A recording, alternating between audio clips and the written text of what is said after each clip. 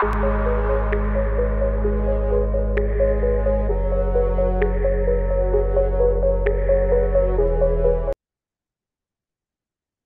আসসালামু আলাইকুম গাইস। আজকে আমরা দেখবো যে কিভাবে স্পেসিফিসিটি ঠিক করতে হয়। মানে আমরা যদি একটা ওয়েবসাইটে কোনো কন্টেন্ট লিখি, সেই কন্টেন্টকে হাইলাইট কিভাবে করতে হয়, এবং আমরা কিভাবে স্টাইল ইউজ করে একটা ব্যাকগ্রাউন্ড কালার দিয়ে, ঠিক আছে, কিভাবে আমরা আমাদের হেডিংটাকে আমরা হাইলাইট করতে পারি সেটা আমরা দেখবো। দেখো, আমরা স্টাইল ট্যাগের মধ্যে ডট ইন্ট্রো নামে একটা ক্লাস তৈরি করছি, যেখানে আমরা সেকেন্ড ব্র্যাকেট ব্যাকগ্রাউন্ড কালার নিয়েছি ইয়েলো। ঠিক আছে, আমাদের কোনো ক্লাস তৈরি করলে সাধারণত ব্যাকগ্রাউন্ড কালার নেওয়ার জন্য আমাদের সেকেন্ড ব্র্যাকেট ইউজ করতে হয়। তারপর আমরা একটা এইট অন ট্যাগ নিয়েছি, হেডার ওয়ান, মানে সবচেয়ে বড় সাইজের যে হেডারটা হবে এইট অন, সেই হেডারের কালার হবে রেড।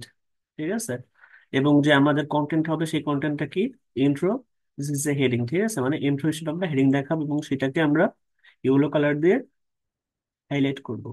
তো আমরা এটার জন্য আমরা কোডটা লিখছি, দেখো এটা খুব সহজ একটা কোড। আমরা কন্ট্রোল এস দিয়ে সেভ করে দিলাম।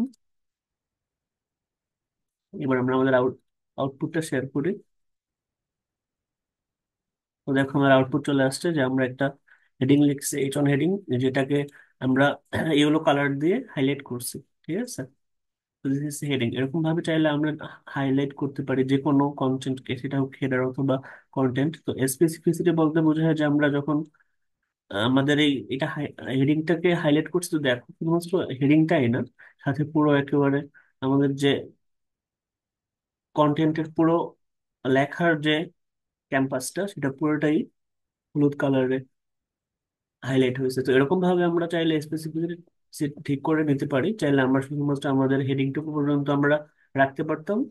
তো আমরা যখন স্পেসিফিটি ফুল নিই তখন কি হবে, তখন দেখা যাবে যে আমাদের যে হাইলাইটটা পুরো লাইনটাকে হাইলাইট করবে। তো এটাই হলো স্পেসিফিসিটি, মানে হলো আমরা আমাদের হেডারটাকে হাইলাইট করে দিচ্ছি পুরো লাইন। এটাকে বলা হয় স্পেসিফিসিটি।